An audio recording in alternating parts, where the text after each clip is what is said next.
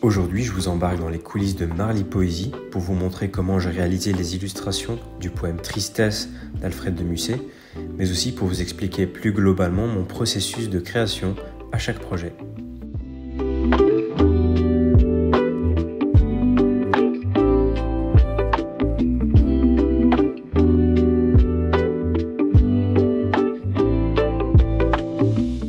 Comment est-ce que tu as connu l'association Marly Poésie ? En fait, j'ai connu l'association par ton intermédiaire. Pour ceux qui sont curieux, derrière la caméra, c'est ma copine qui travaille aussi pour Marly Poésie. C'est en septembre de l'année dernière, donc en 2023, que Daniel m'a contacté et il m'a parlé du projet, donc illustrer des poèmes mis en musique par lui-même, donc Daniel.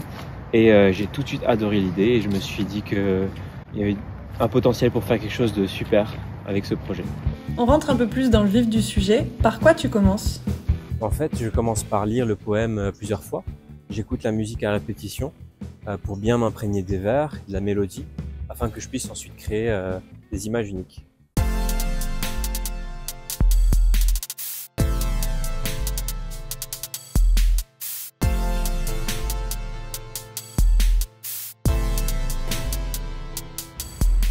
Pourquoi tu as choisi ce poème ? Alors le choix du poème repose forcément sur son contenu. Souvent c'est un élément qui va résonner avec quelque chose de personnel ou qui va tout simplement m'inspirer spontanément à ce moment-là donné dans le temps. Comment procèdes-tu pour synthétiser un vers ou le poème en entier en une seule image ? Alors globalement je vais essayer de représenter quelque chose qui sorte un petit peu du réel, qui soit conceptuel et qui prenne aussi bien en compte le rythme de la musique, la mélodie, le contenu du vers ou du poème.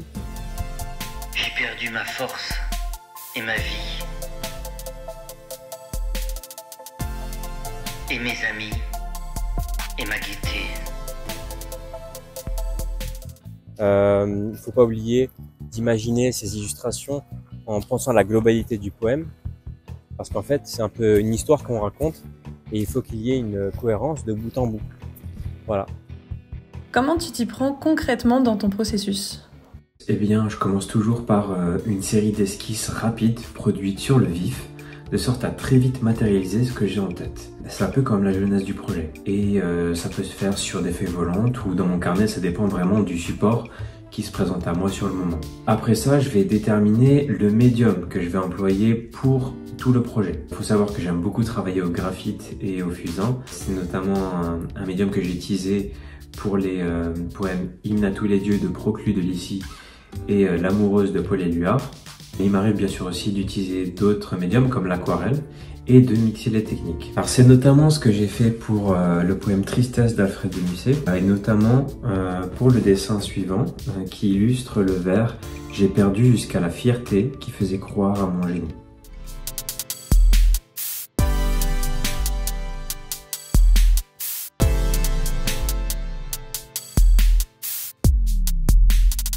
Et pourquoi un danseur sur cette illustration ? Eh bien, mon intention était de créer une œuvre graphique qui immortalise en quelque sorte l'art de danser, la poésie, la musique, à travers notamment l'utilisation d'une partition en support partiel. C'est un peu comme un hommage à l'ensemble du projet et de l'œuvre de Marly Poésie.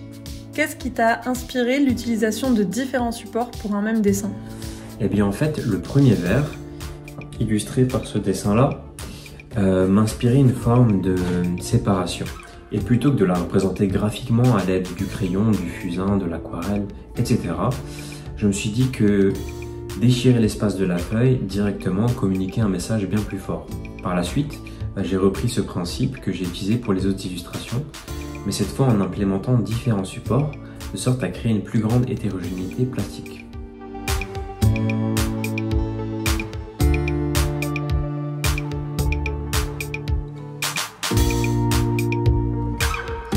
Est-ce que tu peux nous expliquer un peu plus en détail la genèse de ton projet avec ton storyboard ? Yep, suis-moi.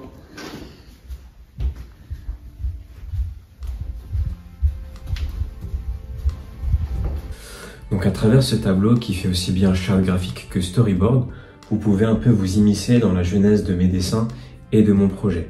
Et comme vous pouvez le voir tout en haut à gauche, je commence toujours par écrire le poème à la main, de sorte à mieux m'imprégner des vers et du contenu du poème, et pour mieux ensuite imaginer ce que je vais créer par la suite.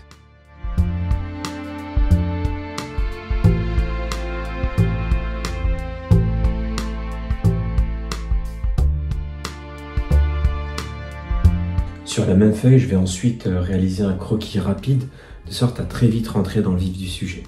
Sur ce tableau, vous pouvez ensuite observer plusieurs autres éléments graphiques qui viennent le compléter, notamment des tests à l'aquarelle, des palettes de couleurs.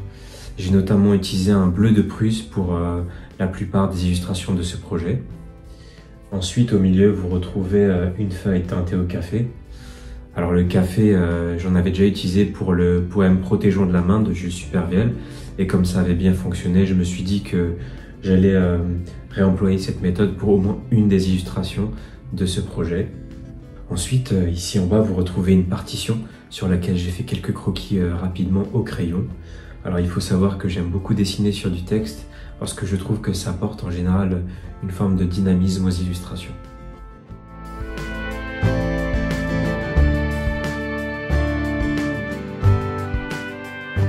Enfin, tout à droite du tableau, vous retrouvez une illustration qui est en fait mon interprétation de l'allégorie de la vérité. J'ai au préalable scanné ce dessin, puis réimprimé en format A6 sur un papier brillant. J'ai ensuite réutilisé cet élément-là sur un autre dessin que vous avez déjà pu voir précédemment dans cette même vidéo.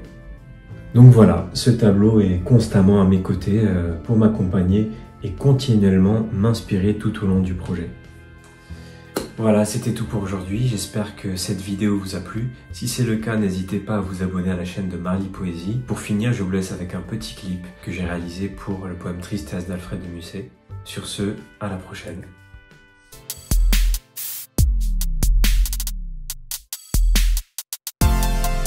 J'ai perdu ma force et ma vie.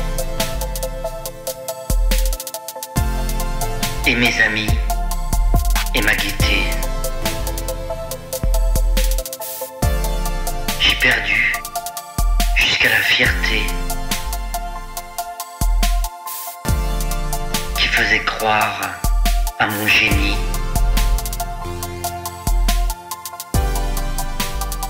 Quand j'ai connu la vérité, j'ai cru que c'était une amie.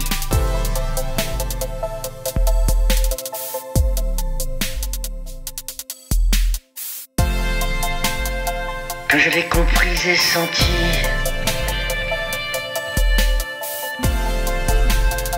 j'en étais déjà dégoûté. Et pourtant, elle est éternelle. Et ceux qui se sont passés d'elle, ici-bas, ont tout ignoré.